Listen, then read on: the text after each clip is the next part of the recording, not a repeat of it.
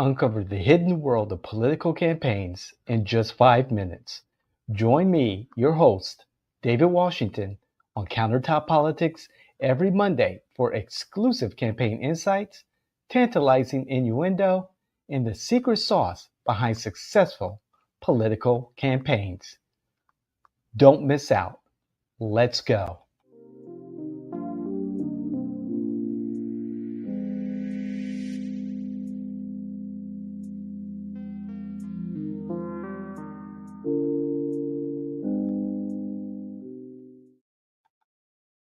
All right, everyone. It is your favorite political innovator, David Washington, here with 5 minutes or thereof of political innuendo, campaign insights, and the secret sauce to winning strategies. And boy, do we have a good one for you today. This is some insights from the recent Florida primary elections 2026. Some insights that I've taken, not just in the campaigns that Jane Washington managed this cycle, but in general, in conversations, in many of them on the phone, in person, since Election Day, about what voters' sentiments have or compliments that they may have about what happened this primary season. Now, I do want to let you know that we went 0 for 2, everyone. I know. We went 0 for 2 with our two announced public clients in our portfolio. Luckily, on our unannounced private portfolio, our endorsed candidate did win. So I'm very happy about that. But anyway, in regards to these two campaigns that we managed this cycle, we're going to do an in-depth post-mortem autopsy of one of them. And when I say we, it's going to be my number one, Jane Washington's COO, Kelly Clark, and myself. And we're going to dig into the numbers a little bit and also talk about our experience with George Haas. He was a candidate for Orange County Commissioner District 8, and we are going to examine what worked, what did not work, what surprised us, and what was, pretty much the expectation. So look for that. We will be recording that this Sunday. It's as a matter of fact, I'm recording this on August 23rd, the Sunday before this goes out on Monday, August 24th. But anyway, we'll be doing that. But let's talk about some of the insights in regards to this past primary cycle. First, I want to just say that branding matters. Voters' recognition and familiarity of a candidate's name, logo, and overall branding is vital. Voters need to know your name and who you are, period. Number 2, the early bird. Starting your campaign 12 to 8 months before vote by mail and early voting begins. Again, starting your campaign 12 to 18 months before vote by mail and early voting begins allows the campaign to set the campaign election tone early, identifying key media, financial resources, and supporters as early as possible matters. This does not mean that a candidate must establish a fully operational and funded campaign 18 months out. However, this early approach establishes a sound strategy at little cost. So think about that. Third, I want you all to understand whether you're a candidate or future candidate or even the electeds, voter indifference and uncertainty. Turnout here in Orange County was approximately 22%. Voter engagement in our civic duties is poor. Poor marketing of the primary election contributed to a lack of engagement. I've gotten so many And this is not being, melodramatic or anything or hyperbole. This is the truth. I've gotten so many complaints from people who are disappointed in our supervisor of elections here in Orange County, our Orange County supervisor of elections, Karen Castor, for failing, among other things, failing to issue a sample ballot to voters so that they can do their homework. That's another kind of voter suppression. Good job, KCD. Anyway, of the two campaigns that we managed, let me get back to voter indifference and uncertainty. Voters rely on their family, their friends, and work associates for candidate recommendations. Having that voter ballot sample, for instance, a sample ballot in front of them would have made that research, those conversations, a little bit more easy. And this is specifically the case for judicial elections. I cannot tell you in our judicial race that we managed for Coffee Kennedy, approximately 22,000 undervotes, meaning people had their ballot in front of them, filled out everything else except for that specific race. That is an issue. We plan to address that here at JNW in the future. That it just doesn't make sense. So it's a problem. We cannot rely on the individual parties, political action committees, even individuals who want to share their voter guide or whatever, their sample ballots with their friends, family members, associates, whatever, word of mouth, whatever. Candidates need to be more aggressive. Again, going back to number one, their branding, their marketing of their campaign brand, period. And finally, I'm going to say this again. You've heard me say it so many times, many times. We are so close. If you follow the strategy, you're more likely to win your campaign. I guarantee it, period. If you follow the strategy, the prescribed strategy that you as a candidate and JNW as your management firm, you as a candidate are more likely to win your campaign, period. And of course, when we do our postmortems, we're going to look at this a little bit closely.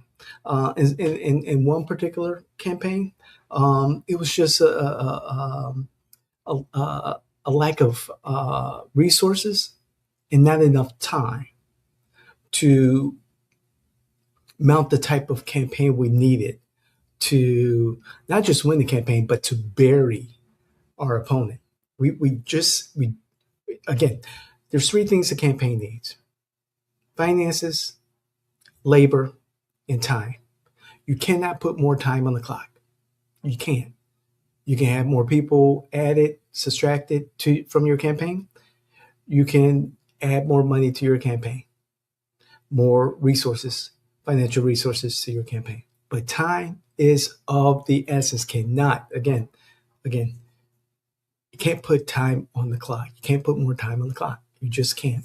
So we say this and repeat it often throughout the campaign cycle. Follow the strategy, you're likely to win.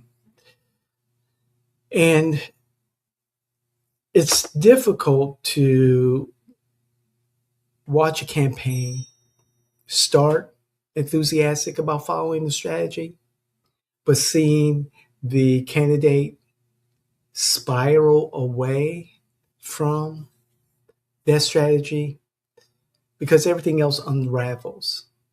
And there's several reasons for that to happen. However,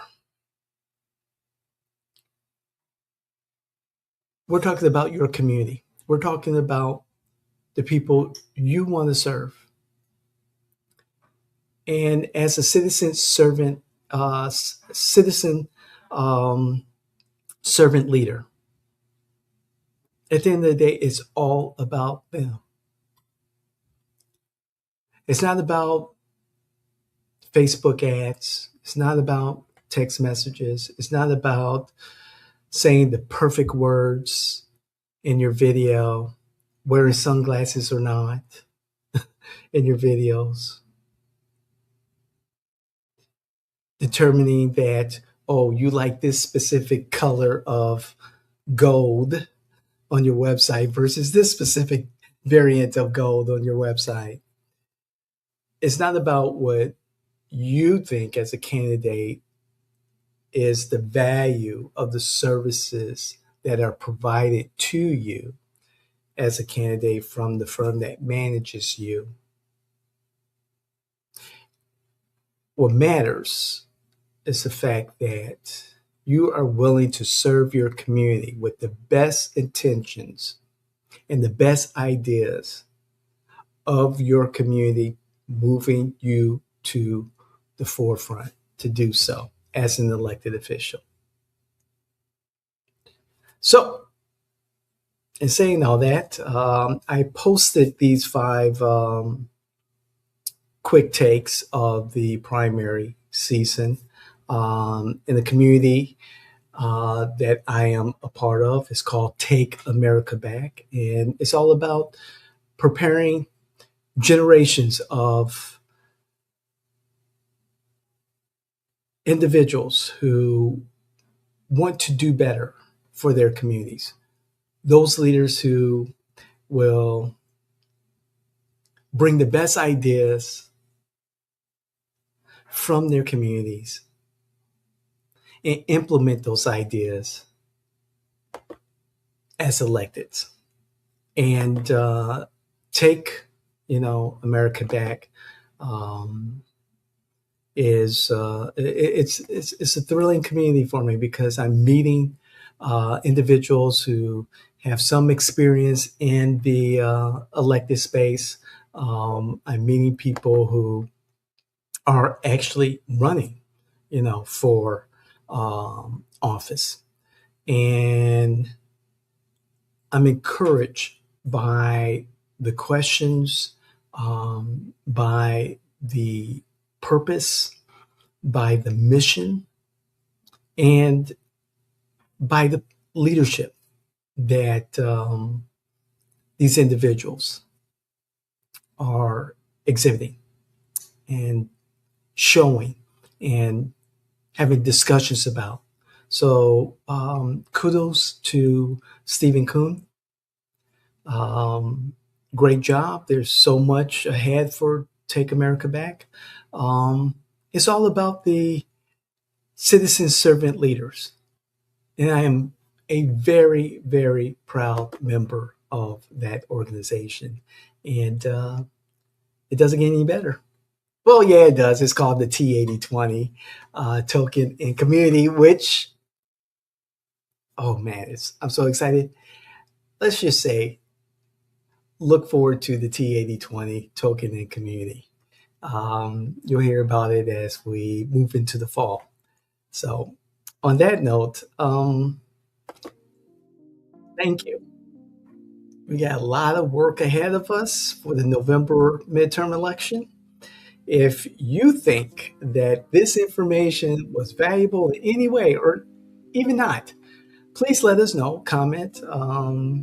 Let us know. Let's have a tactful conversation. Also, please share with family members, friends, influencers in the wild, candidates, electeds who you believe could benefit from this type of content here on Countertop Politics, or the David Washington Show, or even Ground Zero Florida, and then the firebrand himself, Jimmy Afont, and his show From the Margins with James Afont. Boy, oh man, I need to have like a special segment after his show of just fact finding him.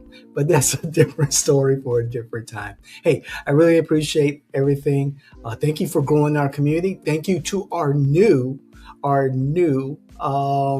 subscribers. I appreciate it. We are incrementally growing.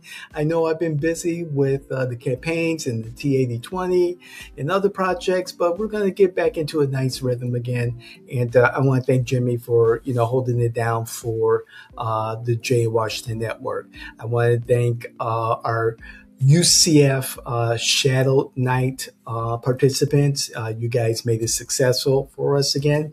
I want to thank my associates, Kellen, Kevin, oh Jesus, Sean, and everyone in the past. Our intern, Roberto. Thank you, and of course to our clients, official and non-official, and of course our community. God bless. I love you. I'm David Washington. We'll see you the next time. Bye.